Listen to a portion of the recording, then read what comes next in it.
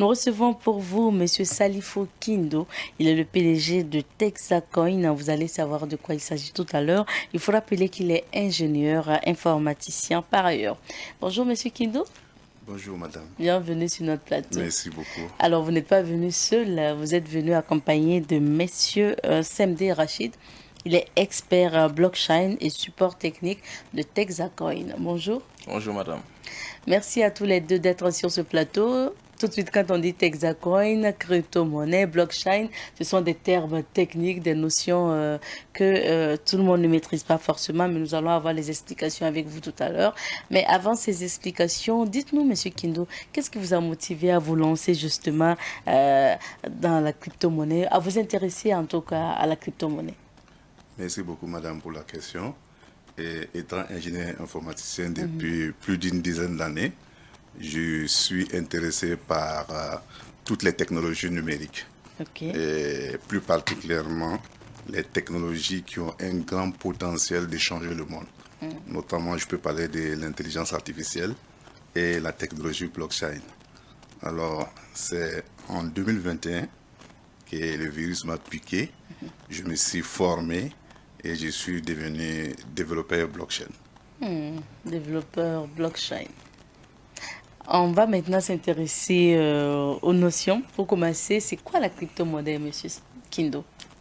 La crypto-monnaie, c'est tout simplement une monnaie numérique décentralisée. Alors, dans cette définition, il y a deux notions importantes. C'est-à-dire que numérique, le mot numérique, qui signifie que cette monnaie n'a pas une existence physique. Okay. C'est une monnaie virtuelle qui n'existe que dans les ordinateurs et les téléphones de ceux qui la possèdent. Ce n'est pas une monnaie physique comme l'euro et le dollar ou les francs CFA. La deuxième notion importante dans cette définition, c'est l'aspect décentralisation.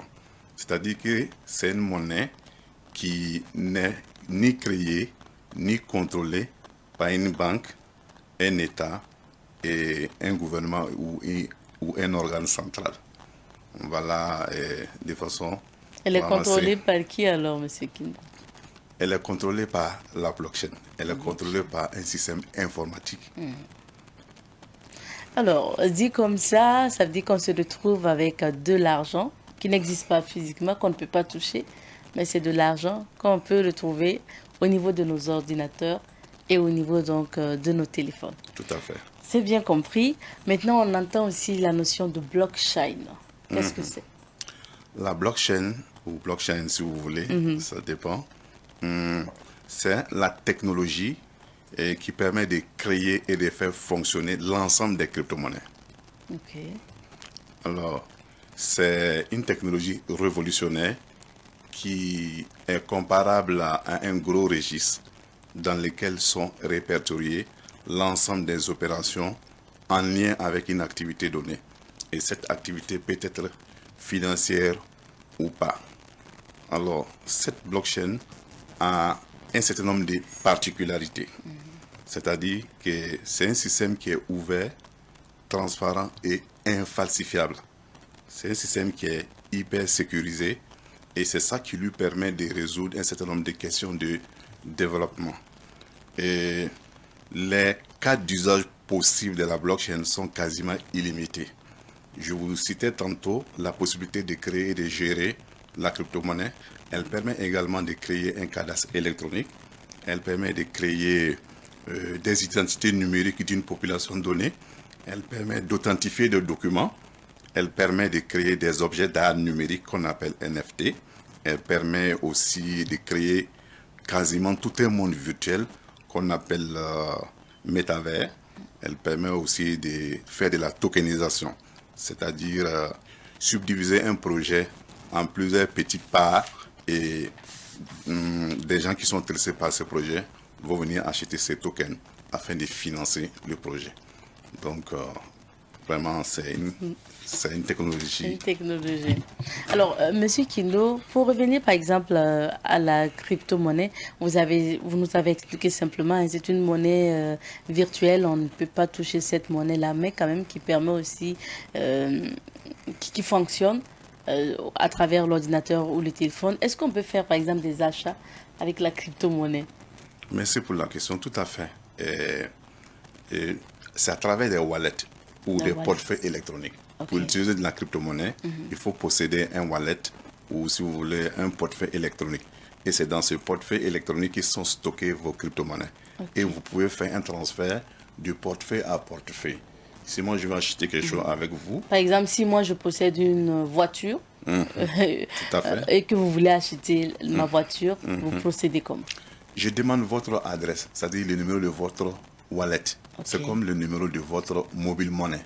Pour vous faire du transfert de mobile monnaie, et j'ai besoin de savoir votre numéro de téléphone, n'est-ce pas, pour vous transférer l'argent. C'est la même chose avec la crypto-monnaie, c'est des portefeuilles électroniques. Chaque portefeuille électronique a un numéro de compte qu'on appelle adresse. Donc j'ai besoin de juste votre adresse, vous me donnez ça, et à partir de mon wallet, je vous transfère le montant convenu sur votre wallet et ça atterrit instantanément dans votre portefeuille électronique. Et ça gonfle votre chiffre d'affaires et vous avez, vous gagnez plus en crypto-monnaie. En fait, il faut noter que non, le potentiel de la blockchain dépasse largement l'aspect finance et la spéculation. Tous les secteurs seront touchés, que ce soit l'immobilier, la presse, la grande distribution, et les assurances, l'économie, même la politique en fait. D'accord. Le monde évolue et il faut évoluer avec le monde. Alors, monsieur Kindo, on va parler maintenant de votre projet dénommé Texacoin. Dites-nous, c'est quoi ce projet? Merci pour la question. Pour que l'Afrique ne rate pas une fois de plus les trains par rapport à une technologie révolutionnaire qui est annoncée, nous avons décidé de créer le projet Texacoin. En fait, ce projet, l'objectif est de participer à l'indépendance technologique de l'Afrique. Texacoin est un projet de création d'une blockchain africaine que nous avons baptisé Yenenga. Okay. Ce projet est composé de plusieurs crypto-monnaies que nous avons déjà créées. Et la première, c'est Texacoin, qui est notre crypto-monnaie principale qui donne son nom au projet. Nous avons aussi Sandcoin, nous avons Fasocoin, nous avons récemment créé Ivoirecoin. Alors, Yenenga, la blockchain Yenenga sera le socle d'un ensemble de services financiers et à faible coût, accessibles aux populations à faible revenu. En fait, il a été démontré qu'une bonne partie des populations africaines sont exclues du système financier classique, qui a d'ailleurs montré ses limites. Plusieurs experts sont convenus sur le fait que partout où il y a eu développement, ça a été d'abord précédé par l'inclusion financière. Donc, sans inclusion financière, il n'y a pas de développement.